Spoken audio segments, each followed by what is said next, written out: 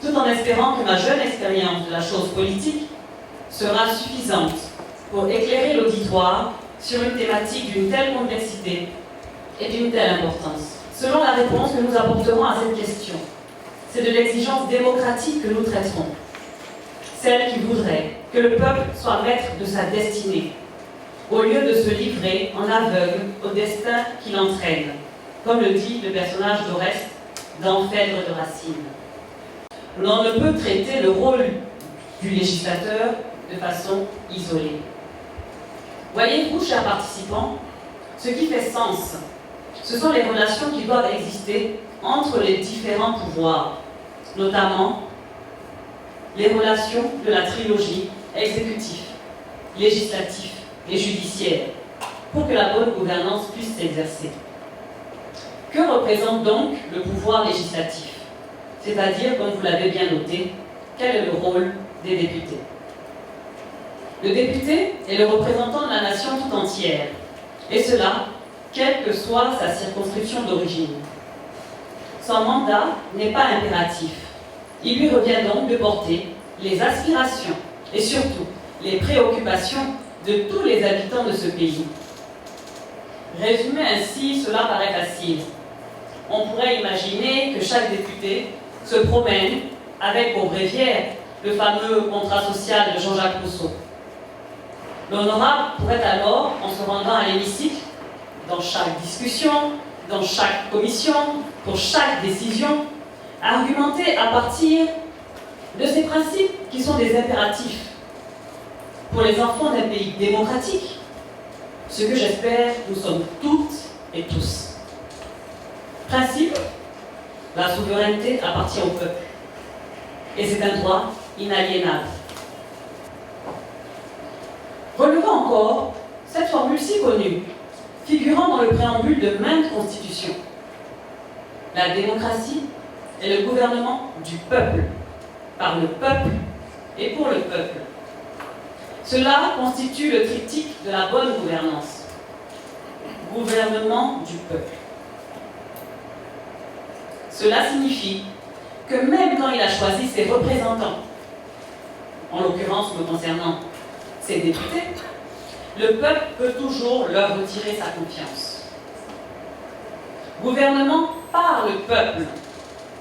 Cela veut dire, et là je reviendrai toujours sur les députés, que les députés qui ont été chargés dans leurs circonscriptions respectives de représenter la population doivent le faire en se faisant l'écho des différentes composantes de la dite population. Voyez-vous, chers amis, j'ai souvent eu l'impression que certains députés ont du mal à accepter l'idée que dès l'instant où ils sont élus, ils ne sont plus seulement chargés de représenter les franges de la population qui ont voté pour eux, représenter leurs militants et leurs électeurs, mais au contraire, ils devraient pouvoir représenter tout l'ensemble des membres de la communauté. C'est difficile à accepter, mais c'est pourtant si facile à comprendre. C'est aux députés de représenter les opposants qui ont voté contre lui, au même titre qu'il parle et défend les positions de celles et ceux qui l'ont soutenu. Je comprends bien que nos penchants naturels pourraient nous inciter à accorder davantage d'importance et de considération à nos intérêts partisans. Il y a d'ailleurs un remède très efficace qui, à mon avis, pourrait conjurer les méfaits de ce favoritisme. C'est de penser aux prochaines élections. Un député qui n'a pas su être équitable et juste subira la sanction suprême. N'ayez pas peur, hein, je ne parle pas de perdre la vie, mais il subira le verdict des urnes. Le troisième point, c'était le gouvernement pour le peuple. Troisième et dernière injonction, mais qui, à mon avis, est sans doute la plus importante.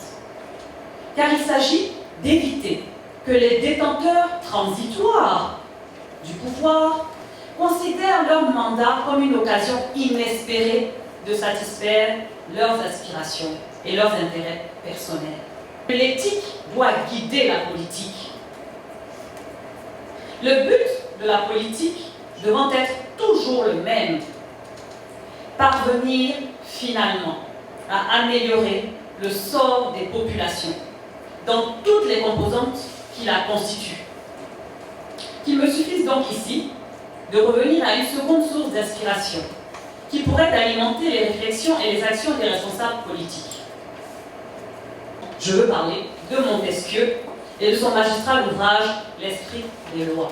L'idée clé de Montesquieu est partie d'un simple constat. Les hommes qui disposent d'un pouvoir, les hommes et les femmes, parce qu'il s'agissait d'un homme avec un grand H, qui disposent d'un pouvoir ont tendance à en abuser.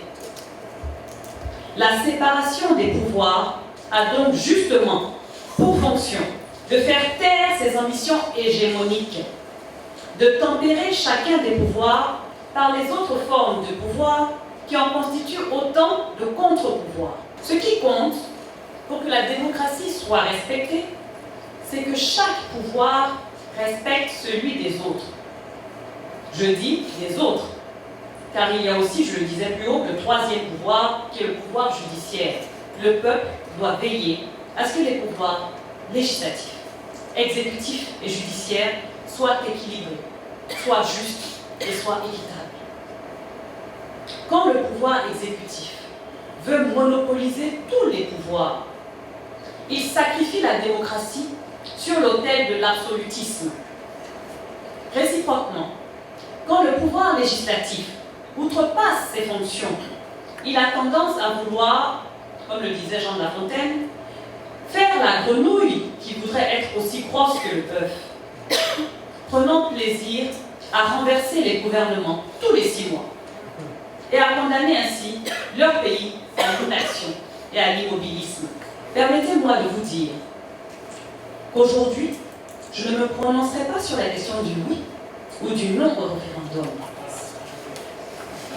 C'est parce que je souhaite vous encourager à vous faire vous-même votre propre opinion. Le système politique ivoirien est-il conforme à cet équilibre institutionnel? Sommes-nous dans une situation caractérisée par un trop-plein de puissance accordée à l'exécutif?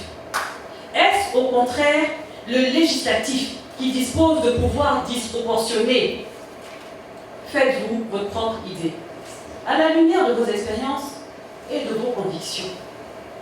Et s'il s'avère que l'équilibre tant souhaité n'est pas respecté, dans quelle direction, selon vous, devrait s'orienter la formulation d'un projet de réforme ou de nouvelle constitution?